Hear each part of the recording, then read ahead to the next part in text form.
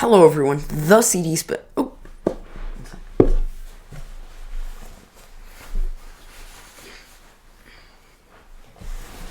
The CD Spin here, back with a new album review. And today I am reviewing the newest Black Country New record, Black Country New Road record, and From Up There. Now, this is probably, at least of the albums confirmed to be released this year, the album I was most excited for. And that's because of two main things. The first and biggest one being of just how promising this group is. Their last record, which was also their debut, which was fittingly called For the First Time, was so amazing. Still, to this day, I cannot get enough of it. It's undoubtedly one of the most forward-thinking, interesting, unique, hard-to-pin down genre-wise, and overall just great albums of the 2020s so far. I mean, come on, you saw where I put it at the best of the year list. The other reason I'm kind of excited is also kind of a sad one. As you might know, the lead vocalist and songwriter of Black Country New Road, which is Isaac, left the group indefinitely. Now, this will undoubtedly change the course of the group forever,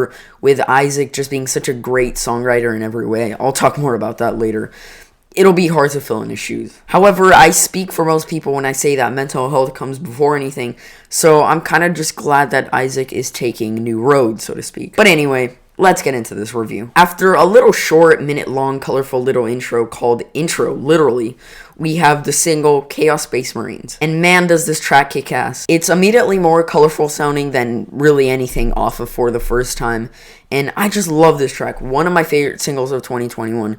I love how exciting and interesting it sounds. The instrumentation is top-notch like always. The percussion is amazing. The piano just adds so much. And of course, the saxophone is French kiss. There's just little bits of detail that I seem to find with every single listen, and this is just an amazing track. And then the next track is called Concord, which is another single, and this one is even better than the last. It's so beautiful yet mellow. The guitar tone is so perfect, so bittersweet, so pretty, and Isaac's vocals sound like he's kind of just about to cry, and I mean that in like the best way possible. Once again, the instrumentation and songwriting are really what make this track just shine, and what makes it so great. In just 6 minutes, this track makes every single second count and is executed perfectly. And then Bread Song is the next track, and once again, it's a single. And of course, Black Country New Road can't miss, so this one is also amazing. From the beginning, it starts off, keeps me on the edge of my seat in such an interesting way.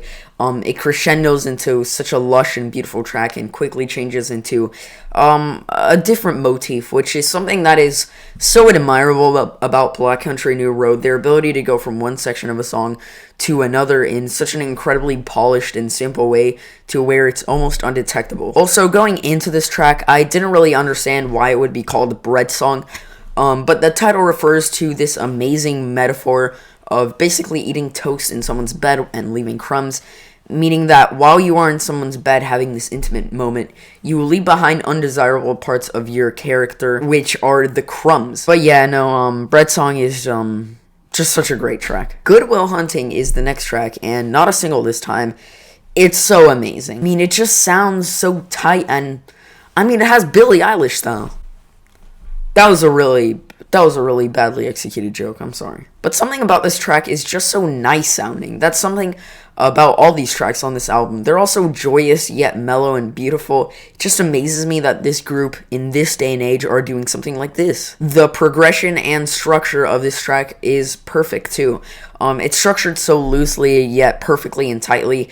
It's not sloppy in any way, yet somehow Isaac manages to tell a whole ass narrative, and they jump from one tone to another so effortlessly while still being consistent. I don't get it. How do they do it? Now, I would hate for this entire review to be me just going insane for this album, but it's impossible to do that when the next song is Huldern, which is genuinely a piece of art. This track just builds and builds. It's very much giving sad British boy hours, and oh my god, it's beautiful. Folks, there is not much in the world that sounds like this, so enjoy it. Every single song on this album is like a bow on a gift, a very well-made and tightly wrapped and neat decor that just wraps itself so well, and never mind, this metaphor isn't going anywhere. What I mean is, these tracks are so neatly made, and by the end, they conclude themselves perfectly.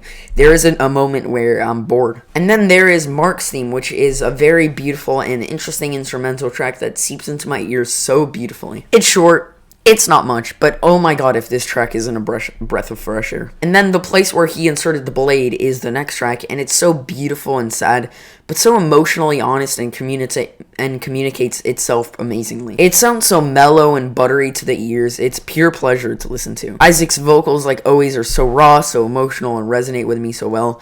It's just kind of impossible to hate this track. Just something about it sounds so perfect to me. And then the next track is the single Snow Globes, which is the final single of this record, and Jesus, I can't even explain how hard this hits. It's so beautiful, and it feels like the band giving their all as a final letter to Isaac.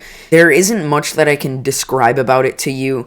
You just have to give it a listen, trust me. However, not all is over. The last track is Basketball Shoes, which also happens to be the longest, sitting at over 12 and a half minutes. One of my biggest worries when going into reviewing music and the way that I do it is what I would do when I have to review a very long and very intricate song. How will I review a song like that? See, with a 4-minute song, you can describe what a song sounds like and individual things about it, but what do you do when there is a 12-minute song like this? Well, the time has come. Basketball Shoes is the closer to this record, and it is single-handedly one of the best closers for an album I have heard in a long time. The way Isaac manages to tie up an album's lyrical themes in one closer is so impressive, Jesus Christ. Basketball Shoes is more than a closer though, it's the soul and sole purpose of this record.